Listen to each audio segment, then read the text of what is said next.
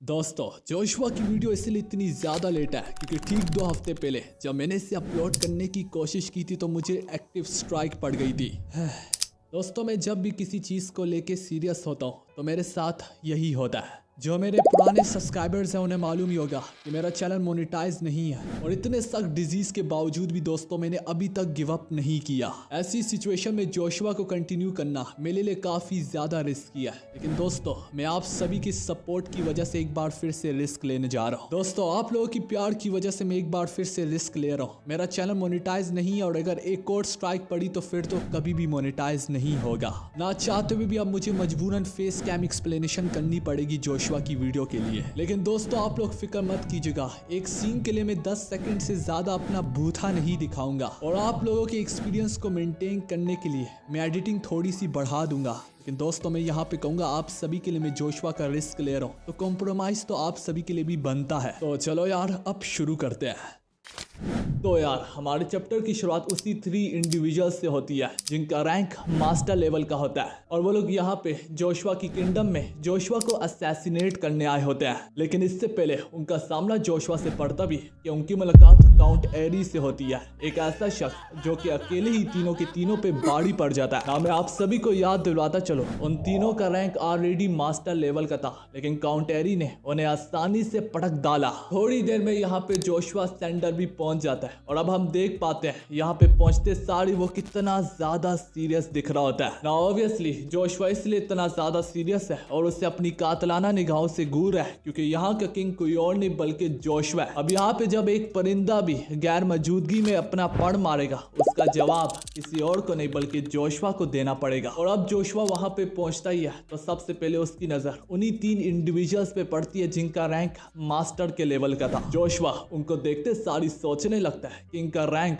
Already master level का था, लेकिन काउंट एरी ने उन्हें नजर चपकते ही पटक डाला। ये प्रूव करता है कि उसकी ताकत ऑलरेडी 12 सुपर ह्यूमन जैसी है। ना दोस्तों, अब बात सुपर ह्यूमंस की चल रही है तो मैं आप सभी को याद दिलाता चलूं, लोइंग किंग ने हमारे जोशुआ को वार्न भी किया था कि वो अपनी जिंदगी में सिर्फ एक बार हारा है और एक बार उसने किसी के साथ ड्रॉ किया था और बस से बदतर उनमें से एक ना कि वो 12 सुपर ह्यूमन में से था और ना ही वो 9 स्टार में से एक था। वो जोशुआ को ये बताने की कोशिश कर रहा होता है, ये समझाने की कोशिश कर रहा होता है कि जरूरी नहीं है कि हर बंदे की ताकत को तुम उसके रैंक से ही जांचो। और लोइंग किंग ने उसे साथ ही साथ ये भी वार्न किया था कि अपनी सराउंडिंग्स पे नजरें दोहराई रखो, तुम जल्द ही कुछ ना कुछ जान जाओगे। तो दोस्तों, अब सवाल तो ये उठता है कि लोइंग किंग आखिर कौन सी चीजों की तरफ इशारा करने की कोशिश कर रहा था। खैर यार, वो तो हम जल्दी आगे चल के जानेंगे। जोशुआ इस पूरी की पूरी सिचुएशन को एनालाइज कर रहा होता है, लेकिन यहाँ पे काउंट एरी उसे मना करता है और उसे बोलता है कि स्कीम्स बनाना बंद करो, इसके बजाय इस मोमेंट को एंजॉय करते हुए मुझ पे टूट पड़ो और मुझे बताओ तुम में कितना ज्यादा दम है।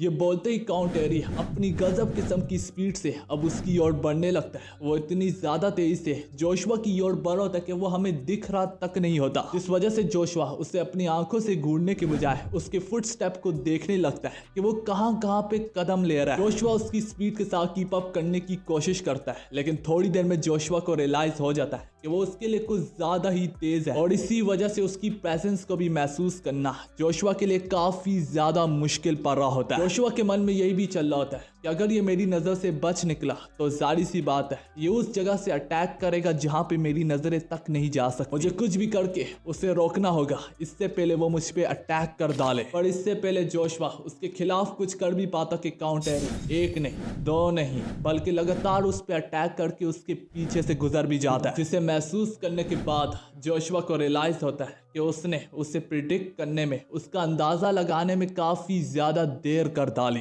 काउंट एरी के चेहरे पे हम एक मुस्कुराहट देख पाते हैं कि उसने किंग को अपने हाथों से जख्मी किया और वो बताता है कि मेरे इस मूव का नाम है निक नेम ऑफ बटरफ्लाई। मैं बटरफ्लाई की तरह हवा में तैर सकता हूँ और मैं डंग मारता हूँ बिल्कुल एक बी की तरह। वो जोशुआ को वार्न करता है कि जोशुआ सेंडर, अपनी नजरों का सहारा मत लो क्योंकि तुम कभी भी मुझे अपनी नजरों से नहीं देख पाओगे। मुझे ट्रैक डाउन करने के लिए तुम तुम्हें अपनी सारी की सारी सेंसेस को एक साथ काम में लाना होगा, ना कि सब नजरों को। और इसके बावजूद भी जोशुआ ने अभी तक उसके खिलाफ अपनी पीठ की होती है और वो उसे अपनी नजरों से घूरते हुए कहता है, क्या डिफरेंट नेशन के लोग भी, क्या डिफरेंट नेशन के मास्टर भी, क्या हर एक बंदा तुम्हारी तरह ही वहां पे पागल है? तो दोस्तों, अगर आपको इस पॉइंट की समझ में नहीं आई तो मैं कंक्लूजन देता फिरूं। जोशुआ उसकी स्पीड और उसकी पावर और उसकी बदले की आग को देखकर, उसके लड़ाई के जुनून और जज्बे को देख के सवाल उठा रहा है, क्या हर नेशन का बंदा तुम्हारी तरह ही खून का प्यासा है? जोशुआ उससे वार्न करता है कि अगर तुम इसी तरह परस्यू करते गए मेरे खिलाफ, तुम भूल चुके हो मेरा रैंक एक किंग जितना है। तो अगर तुम अभी ना रुके तो स्टैन फैमिली के खिलाफ हमारी एक बहुत बड़ी जंग भी हो सकती है, और इस जंग में सिर्फ एक नहीं बल्कि कहीं कहीं नेशंस एक दूसरे के खिलाफ लड़ सकती है। काउंट एरी दोबारा से जोशुआ के खिलाफ अपनी स्पीड का इस्तेमाल करने लगता है और इस दौरान वो जोशुआ को बताता भी है, ऐसे लोगों की फिक्र करने से क्या ही मिलेगा जो कि अपनी नेशन के साथ जल्द ही मारे जाएंगे। दोस्तों, काउंट एरी ने यह बात कर ली और हमने सुन भी ली। इसकी इस बात को याद रखना, ये आगे चल के दोबारा से काम आने वाली है। काउंट एरी एक बार फिर से कहता है, जोशुआ इन सब की परवाह करना छोड़ो, बल्कि मुझ पे टूट पड़ो, इस मोमेंट को एंजॉय करो। और अब जोशुआ एक बार फिर से उसे ढूंढने की कोशिश करने लगता है। वो जोशुआ के लिए काफी ज्यादा तेज होता है। यहाँ पे काउंट एरी को लग रहा होता है कि वो जोशुआ के लिए कुछ ज्यादा ही तेज है कि तभी हम यहाँ पे जोशुआ की लोगिया की पावर को सुन पाते हैं। जोशुआ का लोगिया उससे कम्युनिकेट करते हुए कहता है, तुम डर रहे क्यों हो जोशुआ? वो सब इंसानों के नाते थोड़ा सा ही तो स्ट्रांग है, अपनी फुल पावर का इस्तेमाल करो, मुझे इस्तेमाल करो और हम तुम्हें जीत दिलवाएंगे। तो इसके रिप्लाई में जोशुआ अपने लोगिया से बोलता है, तुमने मुझे क्या बच्चा समझ रखा है? मुझे पता है कि बैटलफील्ड में क्या करना है और कब तुम्हारी ताकत का इस्तेमाल करना है। और जोशुआ यहाँ पे अपने मुंह से ये कबूल करता है, मैं तो सब इसलिए थोड़ा सा हैरान हो गया क्योंकि मैंने सोचा नहीं था कि मैं इतने स्ट्रॉन्ग फाइटर से यहाँ पे मिलूंगा, या फिर अगर आम अल्फाजों में बताऊं तो मैंने कभी सोचा नहीं था एक स्ट्रॉन्ग फाइटर मेरे पास खुद ही चल के आएगा। और अब चूंकि वो मेरे पास आ ही चुका है, अब उससे बहुत बड़ी कीमत चुकानी पड़ेगी। जोशुआ यहाँ पे पूरे तरीके से उसे काउंटर करने के लिए तैयार होता है। अब काउंट एरी जैसे ही जोशुआ पे अटैक करने के लिए दोबारा से करीब आता है, इस बार हम देख पाते हैं जोशुआ आसानी से उसके स्पीडी वाले वार को वहीं पे रोक डालता है, जिसे महसूस करके काउंट एरी भी जोशुआ की दाद देता है और वो कहता भी है, अरे वाह जोशुआ, मैंने अचानक से तुम्हारे अंदर से बहुत बड़ी ताकत को महसूस किया। ये बोलते हुए वो जोशुआ को शुक्रिया अदा करता है कि तुम्हारे बारे में मैंने जितनी भी अफवाहें सुनी थी वो सारी की सारी सच निकली, और इस बात की खुशी मुझे तुमसे भी ज्यादा है। दोस्तों, ये कहानी यहाँ पे भी आके खत्म नहीं होती। इसके बाद काउंट एरी एक नहीं बल्कि कई वार जोशुआ के खिलाफ आजमाता है और इस बार वो पहले से भी काफी ज्यादा तेज होते हैं। लेकिन हमारे जोशुआ ने भी कच्ची गोलियां नहीं खेल रखी होती, वो इसके एक एक वार को वहीं पे आसानी से रोक डालता है। उसे इतनी आसानी से उसके खिलाफ अब जाता देख के काउंट एरी उसके सामने एक डील रखता है कि जोशुआ, अगर तुमने मुझे हरा डाला तो मैं तुम्हारे साथ एक बहुत इंटरेस्टिंग सी इंफॉर्मेशन शेयर करूंगा, एक ऐसी इंफॉर्मेशन जो तुम्हारे काम आ सकती है। जोशुआ उससे पूछता है, ओह तो ये बात है, क्या मैं जान सकता हूँ कि आखिर वो इंफॉर्मेशन किससे रिलेटेड है? तो काउंट एरी इसके जवाब में कहता है, वो इंफॉर्मेशन आर्डन वोन एंगुस और साथ ही साथ तुम्हारी मदर लूकिया से जुड़ी रखी है। उसकी ये बात सुन के जोशुआ थोड़ा सा हैरान हो जाता है, जिस वजह से उसका ध्यान इस फाइट से हट जाता है। इस मौके से फायदा उठाते हुए काउंट एरी एक बार फिर से जोशुआ को खतरनाक किस्म की डैमेज दे के गुजर जाता है, जो देख के काउंट एरी उससे वार्न करता है, जोशुआ सेंडर, तुम्हें लड़ाई में चौकन्ना रहना चाहिए, चाहे वो इंफॉर्मेशन जैसी भी हो, तुम्हें अपना ध्यान नहीं हटाना चाहिए था। जोशुआ अपने आप को संभालते हुए जैसे ही अपने स्पेयर को उसकी ओर ताड़ने ही लगता है, तब तक जोशुआ नोटिस करता है कि काउंट एरी दोबारा से उसके खिलाफ हमले के लिए आगे बढ़ रहा होता है। काउंट एरी उससे बोलता है, जोशुआ तुमने दोबारा से काफी देर लगा दी, जिसके चलते ही काउंट एरी अपनी खतरनाक किस्म की स्पीड का इस्तेमाल करते हुए एक बार फिर से नजरों से गायब होकर जोशुआ पे हमला करता है। लेकिन जोशुआ उसके हमले को अपनी स्पेयर के दम पर वहीं पे रोक डालता है। इन्हीं सब में दोनों के दोनों एक दूसरे पे अब लगातार वार पे वार करती चले जा रहे होते हैं। जोशुआ उससे पूछता भी है कि थोड़ी देर पहले तुमने कहा था कि लोगों की परवाह क्यों ही करो, क्योंकि वो सारे के सारे अपनी नेशन के साथ ही मारे जाएंगे, तो तुम्हारा इस बात से क्या मतलब है? दोस्तों, ये वही बात है जो कि मैंने आप सभी को कुछ देर याद रखने के लिए बोली थी, लेकिन काउंट एरी इस बात का कोई जवाब नहीं देता। वो जोशुआ से बोलता है कि जोशुआ सेंडर, मैं तुमसे लड़ने आया और मेरा मकसद फिलहाल यही है, जिस वजह से मैं तुम्हें और किसी भी किस्म की इंफॉर्मेशन इंफॉर्मेशन नहीं दे सकता। और जहां तक मैंने तुम्हारे साथ डील डन करने की बात की है, अगर तुम मुझे हरा देते हो तो मैं बदले में वो सारी की सारी इंफॉर्मेशन तुम्हें दूंगा जो कि तुम जानना चाहते हो। ये सुनते सारी जोशुआ अपनी स्पेयर को लहराते हुए उसकी जान नोचने की वहीं पर कोशिश करता है, मगर काउंट एरी की स्पीड इतनी ज्यादा तेज होती है,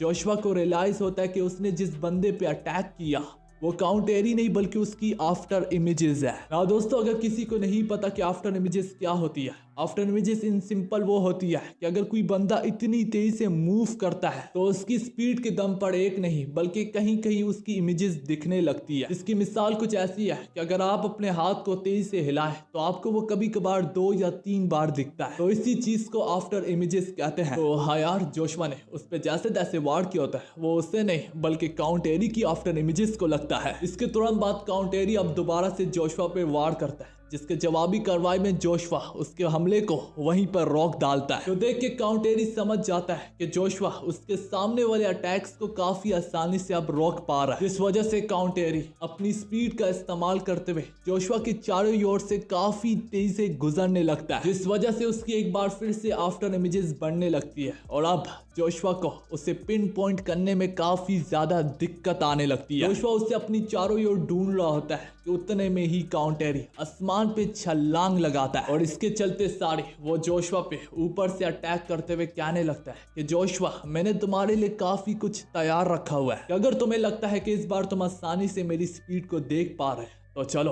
अब मेरे आसमान से आते हुए हमले को रोक के दिखाओ। यहाँ पे वो अपनी सीक्रेट टेक्निक सोर्ड ब्लॉसम का सहारा लेता है। इसकी इस टेक्निक से ये होता है कि उसकी सोर्ड एक नहीं बल्कि हजारों सोर्ड में बदल जाती है और जोशुआ के ऊपर कुछ इस तरीके से टूट आती है जैसे बारिश के कतरे टूटने लगते हैं। ये देखकर उन वारों को अपनी तरफ आता देख के, उन हमलों को अपनी तरफ बढ़ता देख के जोशुआ समझ जाता है कि वो अब उसके हमले को इतनी आसानी से नहीं रोक पाएगा, जिस वजह से जोशुआ यहाँ पे अपनी मैग्मा की पावर को एक्टिवेट करता है और यहाँ पे हम देख पाते हैं उसका हेल फ्लेम मैग्मा एक्टिवेट हो जाता है। अगर आप सभी को याद हो, ये मैग्मा उसने शीदो को हराने के बाद हासिल किया, तो जाहिर सी बात है जोशुआ यहाँ पे अब शीदो की सारी टेक्निक्स को इस्तेमाल कर सकता है। तो जोशुआ यहाँ पे हेल ऑफ फ्लेम्स का इस्तेमाल करके एक फ्लेम की वॉल को क्रिएट करता है। ये इतनी ज्यादा स्ट्रॉन्ग वॉल होती है कि इस वॉल को तोड़ना यहाँ तक 12 सुपर ह्यूमंस की भी बस की बात नहीं होती। तो जोशुआ यहाँ पे the rise of flame dragon wall का इस्तेमाल करके ना कि सब उसके एक एक वार को रोकता है बल्कि उसके वार को वहीं पे जला के राख कर डालता है। तो दोस्तों, ये है शीदो की मैग्मा की ताकत,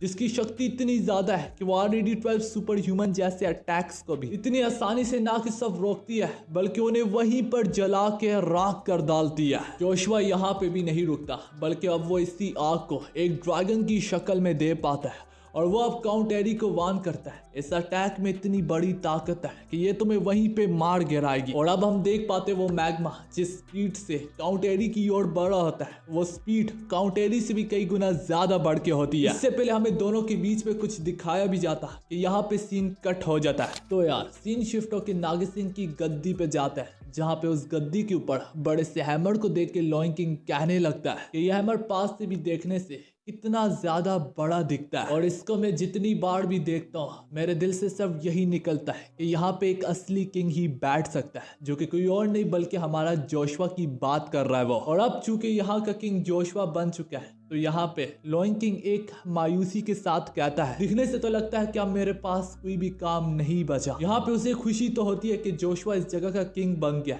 लेकिन साथ ही साथ उसे अफसोस इस बात का है कि अब उसके पास कुछ करने का नहीं बचा। तो यहाँ पे फर्स्ट नाइट डिमिट्री बोलता है कि अगर तुम्हें वाकई में लगता है कि तुम्हारे पास कुछ करने का नहीं बचा तो यहीं पे टिक के बैठे रहो, क्योंकि इससे फर्क नहीं पड़ता जब तक यहाँ का किंग जोशुआ है, ये तुम्हारी जगह है, ये तुम्हारा घर है। और मैं जानता हूँ जोशुआ भी इस वक्त यही फील करता होगा। डिमिट्री ये सब कुछ बोल रही होता है कि इसी बीच में ये सारे के सारे लोग एक बहुत बड़े भूकंप को महसूस कर पाते हैं, जिस वजह से ना कि सब नागिसिंग की गद्दी बल्कि वहां पे मौजूद हर एक चीज जोर जोर से हिलने लगती है। सारे लोग सोच रहे होते कि अचानक से भूकंप कहां से आ गया, जहाँ पे हम देख पाते हैं कि कैसे एक बहुत बड़े फ्लेम ने पूरे के पूरे पहाड़ को जला के राख कर डाला होता है। दोस्तों अगर आप लोग सोच रहे हैं कि इस जंगलों के बीच में से इतना बड़ा पहाड़ उड़ाने का जिम्मेदार कौन है, इसके पीछे कौन है, तो हाँ दोस्तों आपका अंदाजा यहाँ पे गलत नहीं है। इसके पीछे कोई और नहीं बल्कि हमारा जोशुआ सैंडर है। कहानी पलट के काउंट एरी पे जाती है, जहाँ पे हम देख पाते वो काफी ज्यादा खुश होता है और ब्लश करते हुए कहता है कि जोशुआ सैंडर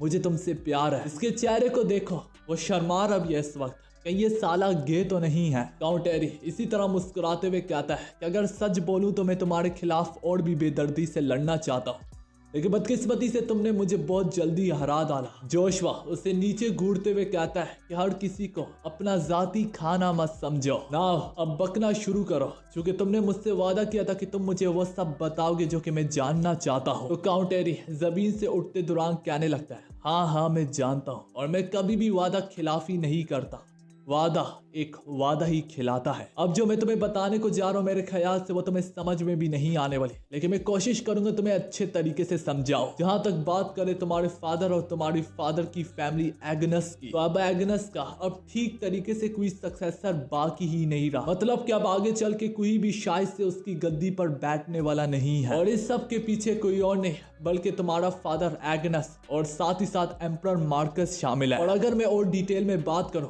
तो सही तरीके से इस सिचुएशन के बारे में तुम्हारे फादर एग्नस को ही मालूम है, और ये बात मुझे आज तक समझ में नहीं आती कि ड्यूक ने ये जानते हुए भी आखिर इसके खिलाफ कोई एक्शन क्यों नहीं लिया।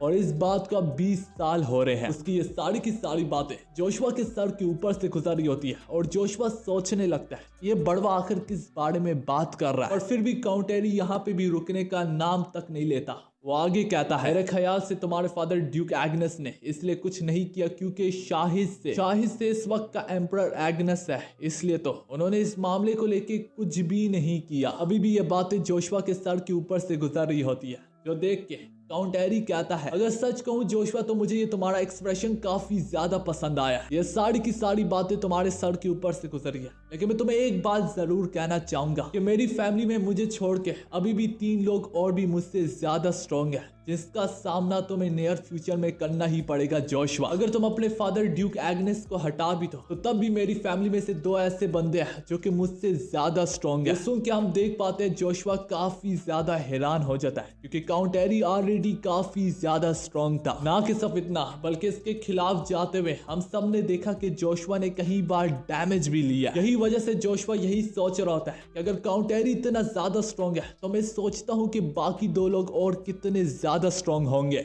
तो यार काउंट एरी उससे बोलता है, जो बातें अब तुम्हें समझ में नहीं आए मुझे इजाजत दो मैंने डिटेल से तुम्हें समझाऊं। और तभी यहाँ पे जोशुआ के सारे चमचे पहुंच जाते हैं, और वो नोटिस करते हैं कि जोशुआ थोड़ा सा जख्मी भी हुआ है। तो यहाँ पे तुरंत से गैतो और हमारा लॉन्ग किंग ऑर्डर्स को जारी करते हैं कि किसी भी हालत में किंग को सुरक्षित करो, और आप कोशिश करो उसके जिस्म पे इसके अलावा कोई और स्क्रैच तक ना आए। तो इन सारी फोर्सेस को अपनी तरफ बढ़ता देख के काउंट एरी बोलता है, बदकिस्मती से जोशुआ मुझे यहाँ से जाना पड़ेगा, मेरा टाइम अब पूरा हो चुका है। और फिक्र मत करो, मैंने तुमसे वादा किया और मैं अपने वादे को निभाऊंगा। तुम जब मुझसे मिलोगे और जब चाहोगे मैं तुम्हें तुम्हारी फैमिली की कहानी बताऊंगा, क्योंकि मैं कभी भी अपनी जबान से पीछे नहीं हटता। ये मेरा रूल है, ये मेरी प्रिंसिपल्स है। तो दोस्तों अगर आपको इस फाइट में काउंट एरी की बातें समझ में नहीं आई तो इस सब चीजों की चिंता मत करें, क्योंकि आगे चल के हम एक एक चीज को काफी करीबी से जानेंगे। यहाँ से जाते हुए काउंट एरी हमारे जोशुआ को एक बार फिर से वार्न करता है कि मैं तो जा रहा हूँ, लेकिन मैं तुम्हें वार्न करता फिर जोशुआ सैंडर। जैसे कि तुम्हें पता भी है कि इस वक्त का एम्परर कोई और नहीं बल्कि मार्कस है, लेकिन तुम्हें उस बंदे की चिंता करने की जरूरत ही नहीं है, क्योंकि तुम्हारा फादर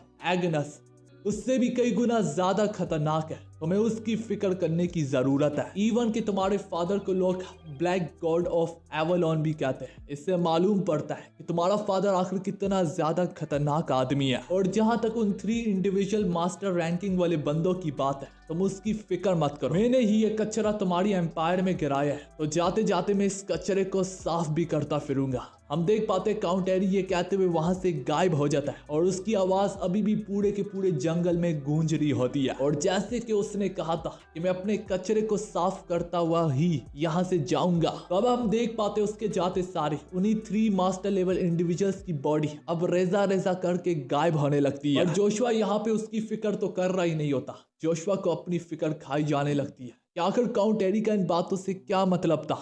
उसने यहाँ पे करंट एम्परर मार्कस का भी जिक्र किया और साथ ही साथ जोशुआ के फादर ड्यूक का भी जिक्र किया। जोशुआ इसी को लेके परेशान हो रहा था कि आखिर इस सारी की सारी बातों से इसका क्या मतलब है। जोशुआ सोचता है कि अगर यहाँ पे इनके बीच में कोई गड़बड़ चल रही है तो जल्दी हम कॉन्टिनेंट लेवल की वार को देखने वाले हैं। पर जहाँ तक जोशुआ की पिछली जिंदगी की बात है, इतनी जल्दी तो वार हुई ही नहीं। जोशुआ ये देख के सोचने लगता है क्या हिस्ट्री बहुत जल्दी बदल लिया है, क्योंकि मैं दोबारा से पूरा जन्म लेके आया हूँ। और अगर ये बात सच्ची निकली और वही हुआ जिस बात का जोशुआ को डर है, तो जोशुआ फ्यूचर में होने वाली चीजों को अब मजीद कंट्रोल नहीं कर पाएगा। इसके बाद फ्यूचर कहां पे जोशुआ को लेके जाएगा वो बात जोशुआ को खुद भी नहीं मालूम। अब हम देख पाते हैं जोशुआ के चमचे कैसे कतार में उसके आगे सलूट मारते हैं और वो उससे बोलते हैं कि हमें माफ कीजिएगा कि हम वक्त पे यहाँ पे पहुंच नहीं पाए। क्या मेरे आका आप ठीक तो है ना। डेमेट्री उससे बताता है कि मैं आपका फर्स्ट नाइट हूँ और प्लीज मुझे इजाजत दीजिएगा कि मैं यहाँ पे पहुंच तो नहीं पाया, लेकिन क्या मैं पूछ सकता हूँ कि यहाँ पे क्या चल रहा है। और सारे लोगों में से यहाँ पे उनके बीच में से बाहर निकल के आता है गैतो, जो कि हमारे जोशुआ सेंडर के लिए काफी ज्यादा फिक्रमंद होता है। गैतो उससे माफी मांगते हुए कहता है मेरे आका मुझे माफ कर दो, मैं जानता हूँ मैं यहाँ पे मौजूद तो नहीं था, लेकिन मुझे इस चीज का ख्याल रखना चाहिए था कि हम आप जैसे किंग को, आप जैसे मालिक को कैसे अकेला छोड़ सकते हैं। ये बोलते हुए वो काफी ज्यादा शर्मिंदगी से जोशुआ के आगे झुक जाता है। वो अपनी गलती की जोशुआ से माफी मांगता है। देख के लोइंग किंग और साथ ही साथ दिमित्री के पैरों तले जमीन खिसक जाती है, क्योंकि आज तक जोशुआ ने नागिसिंग की गद्दी के अलावा और नागिसिंग के फेट के अलावा किसी भी किंग की परवाह नहीं की होती। गैतो का तो ये मानना होता है कि नागिसिंग का फेट सबसे ज्यादा जरूरी है और जहां तक किंग की सेफ्टी की बात है, किंग तो फिर भी बदला जा सकता है। लेकिन इस बार गैतो दूसरे किंग के कंपैरिजन में वो काफी ज्यादा अजीब तरीके से रिएक्ट कर रहा होता है। वो नागिसिंग से ज्यादा बढ़ के यहाँ पे जोशुआ की परवाह कर रहा होता है, जो कि आए दिन देखने को नहीं मिलता। खैर यार यहाँ पे दिमित्री गैतो से कहता है कि आसपास के माहौल को नोटिस कीजिएगा, यहाँ पे 3 और लेवल्स के इंडिविजुअल भी मौजूद है जो कि मेरे ख्याल से जोशुआ से लड़ने आए थे। हमें जल्दी वेरीफाई करना पड़ेगा कि वो 3 कौन से इंडिविजुअल्स थे, क्योंकि वो सारे के सारे नेशंस को रिप्रेजेंट करते हैं। हमें जल्दी उनकी आइडेंटिटी को मालूम करके उनकी नेशंस को रिपोर्ट करना पड़ेगा कि वो यहाँ पे जिम्मेदारी ले कि उन्होंने हमारे किंग पे अटैक किया। अगर हमने ऐसा न किया तो शायद से बद से बदतर सूरत में हमें बहुत जल्द जंग भी देखने को मिल सकती है। और यहाँ पे गैतो अपने कदमों पे खड़े होते हुए कहता है कि नेशंस की किसको क्या परवाह, वो सारी की सारी प्राइसेस, वो सारे के सारे नेशंस के किंग, वो चमगादड़ जो रेनहार्ट को बढ़ाने के लिए कुछ भी नहीं करते और थोड़ा सा भी कंट्रीब्यूट नहीं करते, हमें उन सब कुत्तों के बच्चों की क्या परवाह है। क्या तुमने किंग, क्या तुमने जोशुआ, क्या तुमने एम्परर के अल्फाजों की तरफ गौर नहीं किया। हमें उन सब के सब की जरूरत नहीं है जो कि रेनहार्ट को आगे बढ़ाने के लिए कुछ भी नहीं करते। हमें यहाँ पे सिर्फ और सिर्फ जोशुआ की परवाह करनी है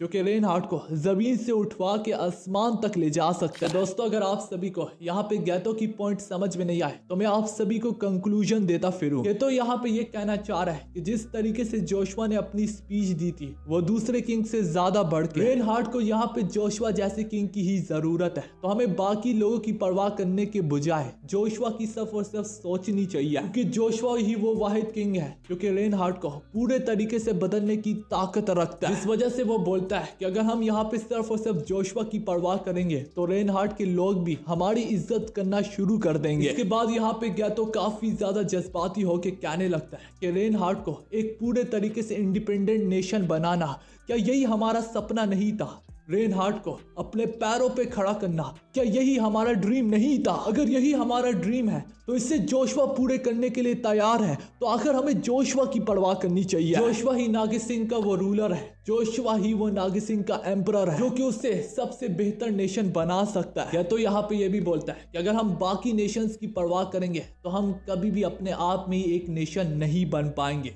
रेनहार्ट के लोगों के लिए जरूरी है कि वो मिल के खड़े हो और अपने लिए लड़े और जोशुआ के लिए लड़े। रेनहार्ट को बदलने के लिए हमें जोशुआ के ऑर्डर्स को फॉलो करना पड़ेगा और इसकी ये सारी की सारी बातें सुन के हम देख पाते हैं जोशुआ के चेहरे पे एक मुस्कुराहट सी होती है। जोशुआ यहाँ पे समझ जाता है कि ये गैतो वाकई में उसका काफी ज्यादा लॉयल सर्वेंट बनेगा आगे चल के और रेनहार्ट के लिए भी ये काफी ज्यादा जरूरी है। ये बोलते बोलते हम देख पाते हैं यहाँ पे गैतो सभी के सामने अपना असली ट्रू फॉर्म लाता है और वो एक वॉरियर होता है, एक नाइट होता है। जहाँ पे गैतो बोलता है कि मैं पहले तो एक किंग था लेकिन अब मैं किंग बनने से इनकार करता हूँ। मैं एक नाइट के तौर पर अपने किंग जोशुआ को सर्व करूंगा। उसके ये बढ़ते हुए शोले, उसकी इंटेंसिटी, उसके जुनून और जज्बे को महसूस करने के बाद यहाँ पे दिमित्री और लॉयन किंग दोनों के दोनों उसकी दाद देने लगते हैं। दिमित्री तो यहाँ पे ये भी बोलता है कि मुझे यकीन नहीं आता 20 सालों के बाद गैतो ने यहाँ पे अपने असली नाइट फॉर्म को दिखाया है। ये देख के वो समझ जाता है कि जोशुआ आखिर कितना ज्यादा खास है कि उसने इस जैसे हरामी गैतो को भी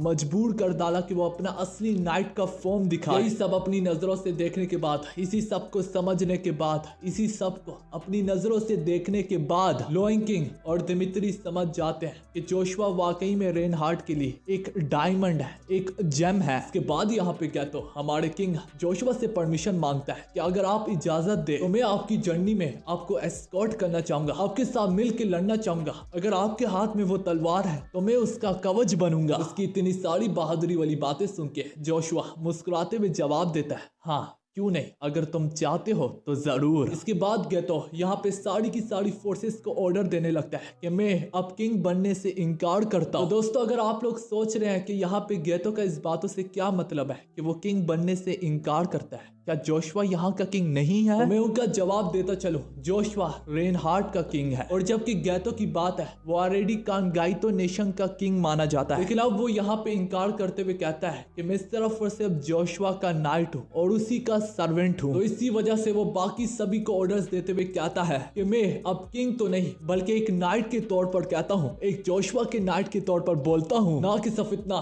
बल्कि एक भाइयों की नजर से तुम सभी को देखते हुए कहता हूँ कि हम सारे के सारे जोशुआ को सर्व करेंगे और जोशुआ की जर्नी में अगर जोशुआ के हाथ में तलवार है तो हम सारे के सारे उसके कवच है। गैतो की भी स्पीच सुनने के बाद सबसे पहले दिमित्री, लॉयन किंग और बाकी सारे लोग भी अपने जुनून और जज्बे से उभरने लगते हैं और वो सारे के सारे जोशुआ का नारा लगाने लगते हैं। दिमित्री जोरदार तरीके से चिल्लाते हुए कहता है कि हम किंग को बचाएंगे और किंग को फॉलो करेंगे, किंग के साथ आगे बढ़ेंगे। तो दोस्तों अगर मैं आप सभी को कंक्लूजन देता फिरूं, यहाँ पे हमें जोशुआ के कैरेक्टरिस्टिक के बारे में भी बताया जा रहा है। जोशुआ की ऐसी शख्सियत है कि वो खड़े रह के भी लोगों को इस कदर मोटिवेट कर देता है, वो सारे के सारे जोशुआ के लिए मरने के लिए भी तैयार हो जाते हैं और यही हमारे जोशुआ सेंडर की खासियत है। तो हाँ यार, इसी तरह जोशुआ अपने एम्पायर को अपनी खूबसूरत निगाहों से घूरते हुए दिल ही दिल में कहने लगता है, मुझे यकीन नहीं आता कि मुझे इस कदर लॉयल सर्वेंट्स मिले हैं।